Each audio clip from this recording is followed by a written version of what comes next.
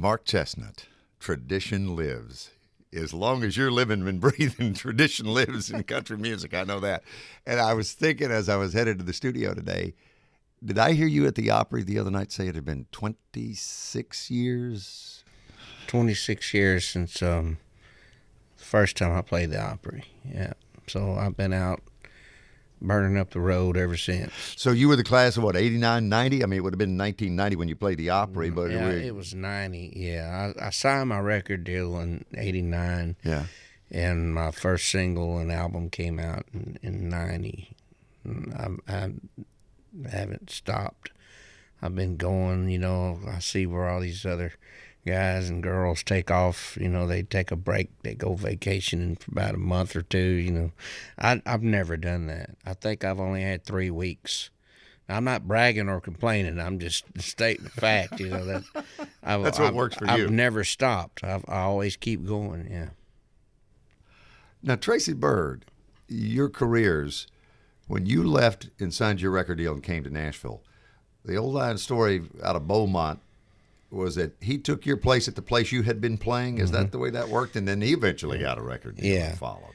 Yeah, I was playing at a place called Cutter's in Beaumont, and it's not even there now. It's just a parking lot, and it's sad because I pass by it all the time. But it was the most popular place in Southeast Texas for live country music.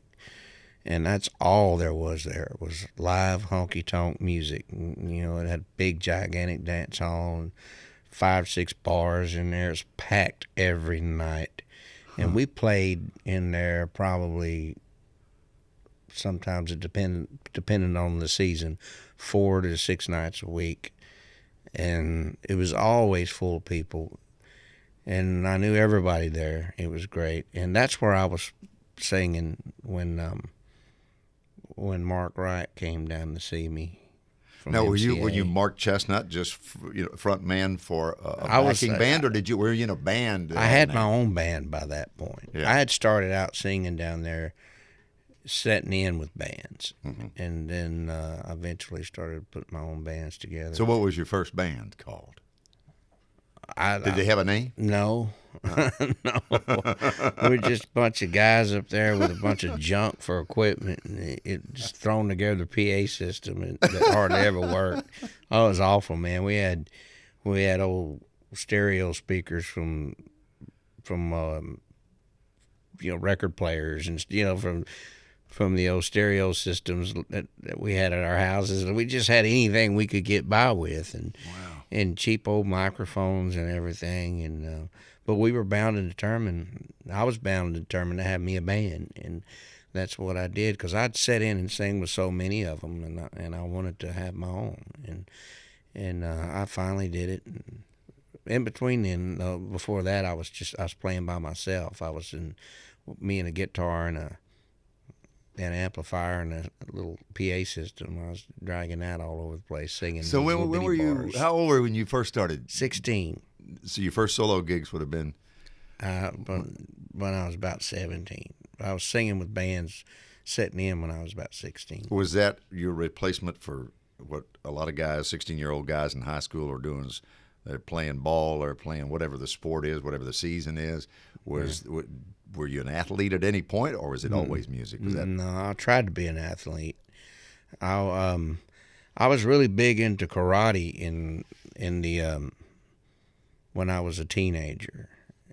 When I was when I started about 11, 12 years old, and I studied karate till I was about 22, 23 years old. And I eventually started teaching karate classes because I couldn't make the night classes because I was singing in clubs. And so I did that because I just enjoyed it. So that's about the only sport I was good at. I played football for 2 years in 8th and 9th grade, and I hated it, man. I tried it because all my buddies were doing it.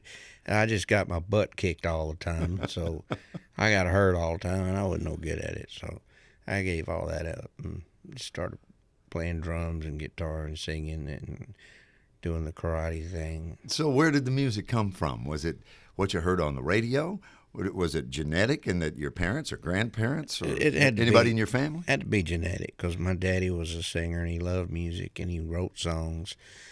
And my grandpa, my mama's daddy, he was a fiddle player and played the harmonica, and he played French music, Cajun music, because he was from Louisiana and he was Cajun. And what was your mom's maiden name? Her maiden name is Nicholas. Okay. And so there was always music going around. You know, there was rock and roll. Mama was playing Fats Domino and Elvis Presley records, and Daddy was playing Hank Williams and Merle Haggard and George Jones. And you know, when I was just a little bitty kid, my brother's 5 years older than me. He was playing Led Zeppelin and ZZ Top and Aerosmith records. So I got the whole thing.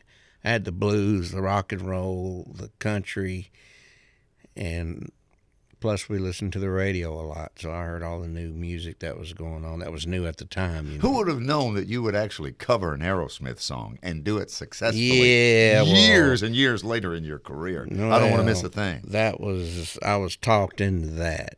But it was wonderful. Well, it was a good record. It was a good record, but it sounded good, and it was number one for 4 weeks, but it didn't sell a record. It didn't sell anything because that's not my fans didn't want to hear that.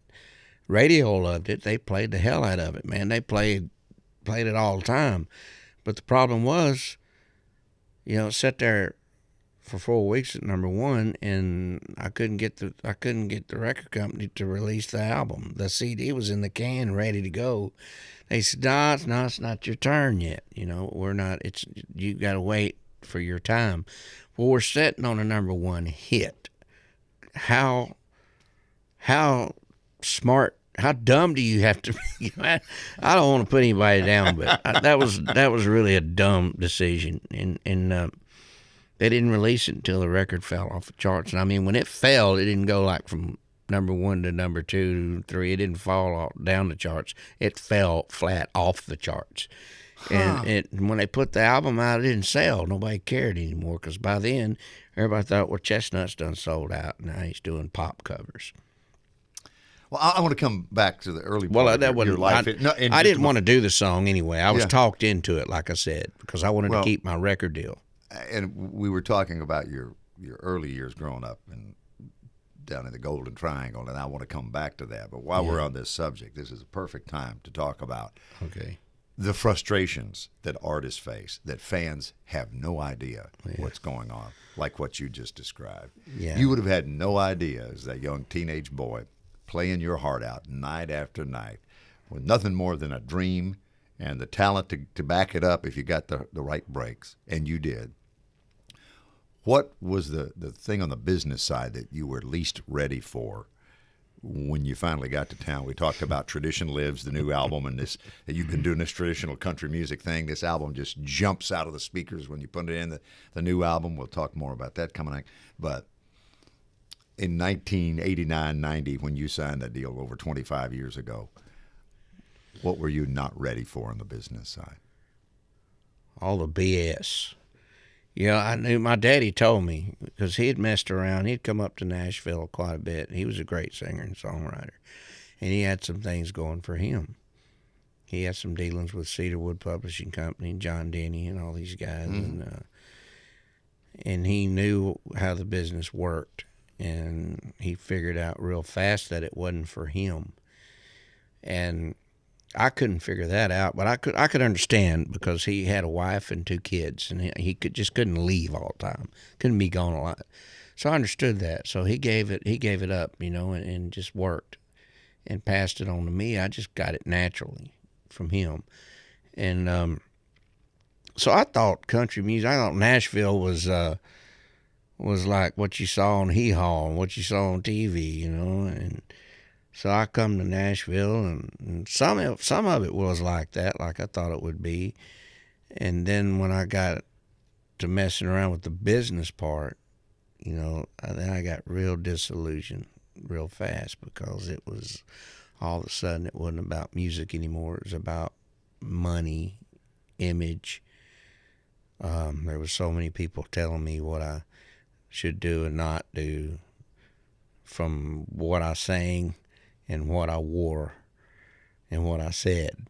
I mean, it was ridiculous. I thought, well, wow, man, I signed a record deal. Now I can't even come to town wearing a ball cap. You know, I'd get in trouble. I'm serious. But that's the nature of the business, and my daddy told me it was going to be that way. But that, you know, like all of us, we didn't listen to our parents when we were young. Well, and I'm thinking, you are so plain spoken in real life. Was that difficult for you in the politics of the game? Did you get along better than most, or not as well as most? I didn't get along with anybody for a while. It got hard for me. To tell you the truth, they stopped booking interviews and things for me for a long time because I was too honest. I just told it like it was, you know, because I thought that's what you're supposed to do. That's the way I was raised. You're supposed to tell the truth and not hold anything back. And so I got in a lot of trouble for saying things I shouldn't have said, and speaking my mind. Basically, they said I was just being too honest. So, in other words, they wanted me to go around BSing all the time, you know, and just to get along with everybody. And I said, well, it's best if I just don't talk at all. Let's just make music and go on. Then they wanted to start changing the music, and that's what really got me. Mm-hmm. When Mark Wright came to see you and signed you, recall what happened that night, how that came. Did you know he was coming? I knew he was coming. I was told he was coming, and so I was watching for him. I knew he was coming that night. And we were up on the bandstand doing our normal thing. I didn't know what time he'd be there. I had no idea what he looked like or anything. And I knew everybody out there that came to the beer joint. You know, I knew everybody by first name. And I kept watching out there on stage singing. I'm looking at the crowd. And I see this guy come in. And he sits down at a table right there in the front. Off to the side, of course, because there's a dance floor. And I'd never seen this guy before, and he wasn't dressed like anybody from Beaumont. Everybody was wearing cowboy hats and boots and jeans. You might as well had on a neon sign. Yeah, and everybody, or they wore caps and things, you know. And this guy comes in there, and he's got he don't have any kind of hat on at all, and he's wearing this flowery looking shirt. And it ain't tucked in, and it's some kind of baggy-looking pants, and he's got some kind of shoes on without socks. So I spotted him.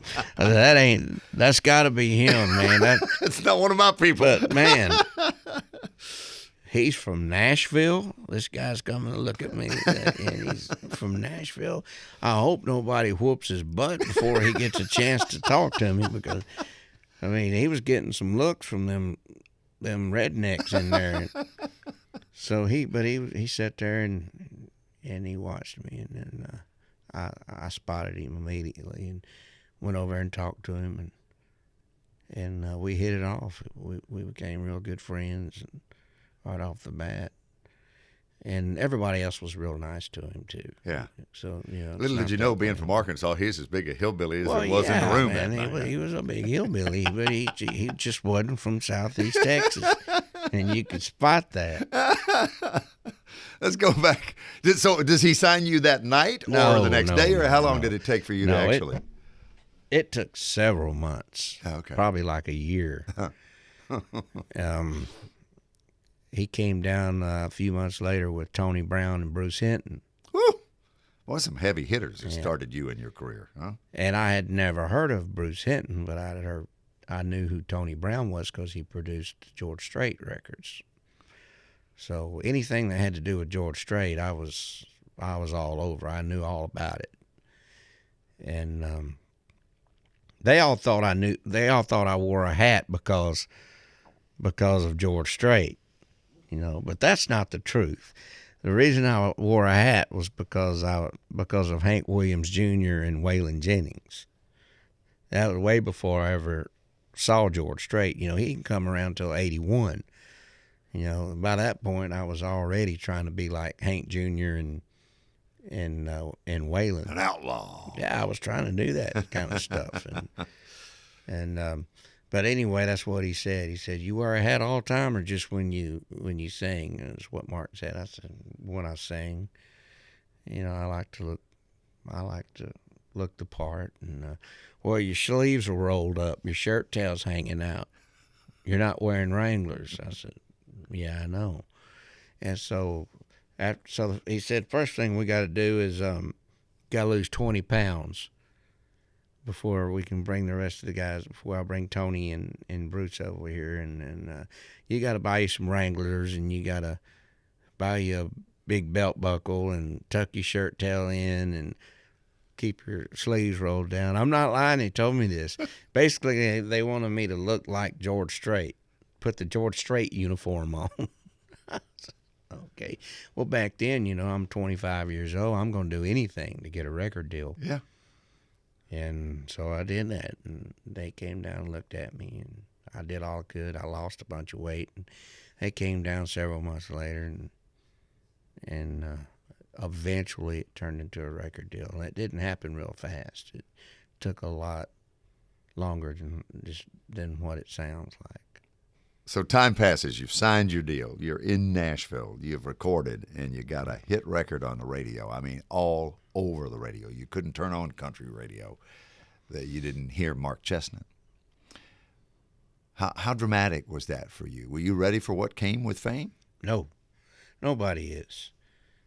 I thought I would be, but I had recorded a lot of records in Texas. I'd recorded several songs in San Antonio and Houston on independent small Texas labels, and had some. I'd already heard myself on the radio around Southeast Texas, so I was kind of used to that. But you know, going through the whole process of going to Nashville and recording in a studio, a real big time studio where the big stars have recorded, and with musicians that I knew played on all those records, because I always read the back of the albums, the credits and the saw lineups. who played what. Yeah. I was really into that, and I'm meeting these guys, and they're playing on my record, and it just scared the living hell out of me. It scared me. I really was nervous, and but they made me relax. They talked to me and made me feel at home, and said, "Man, you got a good natural country voice. Let's do this thing." And so, and some of those guys were on this new album, 26 years later. Some of the names. Who's on it? Who would some of those people be? Eddie Bears playing the drums. Yeah, and well, there was this new album. I didn't have Paul Franklin. You know, Paul Franklin always played the steel on everything, but he was not available this time. This time we had Michael Johnson. Mike Johnson played it all, and he's the new guy in town, and he did a great job. But all the other guys were there. You know, B. James Lowry and I can't think of the names now. You got me all That's fine. tongue-tied here. I can flip over here. I think I got them on the credits here. You got them on there? I got, Brent Mason, B. James Lowry, Moose Brown. There they are. Okay, right look, I can tell you right now. Now that I know that now Brent Mason didn't start playing on my stuff until later. Mm-hmm. It was Brent Rowan that played on the first few albums, but he was on several of them later. But he was on the new album. Steve Nathan on the piano. He was on my first album. A lot of my early albums. Michael Rhodes was on the bass player. He was on this. So there's a lot of guys there. Glenn Worf, you know, he was there, and it was these guys played on a lot of my early stuff, and I hadn't seen them in a long time. You know, we record every few years, But this time we were recording brand new stuff, for this new album. Well, I'm going back to the first one. I'm getting ahead of myself. Yeah, no, that's fine. And all these guys were very intimidating, and I thought, God, man, they're not going to really think anything of me. And they were real nice to me, made me feel welcome. So you stepped behind that microphone, you were comfortable. But when I got behind the microphone and started singing, no, hell no, I was scared to death. Still. But they did their best to make me relax. They got to cutting up and telling dirty jokes and everything. And it was a lot of fun. That's why to this day, when I walk in the studio and see these guys, I feel like I'm working with my old buddies. Were you married when you got to town? No. You and Tracy married when? Well, we got married 2 years after my career started. Okay. And so coming up July 21st is going to be our 24th anniversary. So, You obviously knew her, though. She was a Beaumont girl? Oh, yeah. I had been dating her for several years before that. Mm-hmm. But I wasn't going to get married until I got a career started because I listened to my daddy because he told me that's what kept him from going into the business, because he had a family to take care of, and that was more important than being trying to be a star. And so that's what I did. I followed I listened to him for once, and you did something though, or didn't do, I guess, that very few people are able to get away with. You referenced George Strait and that influence on your life, and even the people who came to see you perform before they signed you, and their interest in George Strait, because Tony Brown was producing him and Bruce Hinton was running the label. Oh, yeah, that's what. But you stayed in Texas. You've always lived there. Yeah. Did you ever live here at any point in time? No. And why? No, and how were you able to get away with it at a time when very few people could, especially a rookie act coming up? George Strait's one thing, but Mark Chesnutt with, a brand new label deal and a first single, that's a totally different matter. Well, it was discussed. I was told I need to probably move up to Nashville, and that way I'd be closer to the writers and publicists and things like that. Publishers, I mean, and just be more involved in the business that way. I'd be closer. No, I can't do it because, for one thing, where I live, I'm just about 30 miles from the Gulf of Mexico. I can't be landlocked, man. I gotta tell you, I have to be near water. How about that? And I also knew that if, as much as I loved coming to Nashville, which I made many trips every year since the early 80s, just coming up, meeting people. That's how I got things rolling, was just coming up, meeting people. Yeah, because even if you move here and you live here, the road is your life if you're successful. Yeah, I knew that if anything happened for me, I would make my living on the road. And I could always come to Nashville and record because George Strait did it. And so I thought, I really don't want to leave because I've hung around Nashville a lot, and it just really wasn't a place that I thought that I could settle down and live in. I wanted to stay close to my family, close to my friends that I had before I ever got anything going in the music business. And the main thing is I just needed to have that home base. Home base is the home I've always had, which is Southeast Texas. So I still live there, and I still have all the same friends that I grew up with, and my mama's still there, and my brother's still there, and I would never go too far away from all them. What kind of name is Chesnutt? What's the ethnicity of that name? Because it's an unusual last name. Well, there's we looked that up, and I talked to my grandparents and my mama about it, and my daddy, and they told me that on my daddy's side is Indian and Irish. Okay. So my daddy's daddy my grandpa, they're all Indian. I don't know to this day what kind of Indian, but they were from the East Texas area. Okay. My grandmother was Irish, and on my mama's side, it was Spanish and French, Cajun, and probably no telling what else mixed into that. So Chesnutt came from the, evidently somehow or another, either it came in there somehow from because it's like a French name from France, but it's but my daddy's side was Indian, so I really don't know. I really don't know where it came from. But do you run into many people that last name as you travel across? Yeah. There's a lot of people named Chesnutt, and some of them put a T in the middle.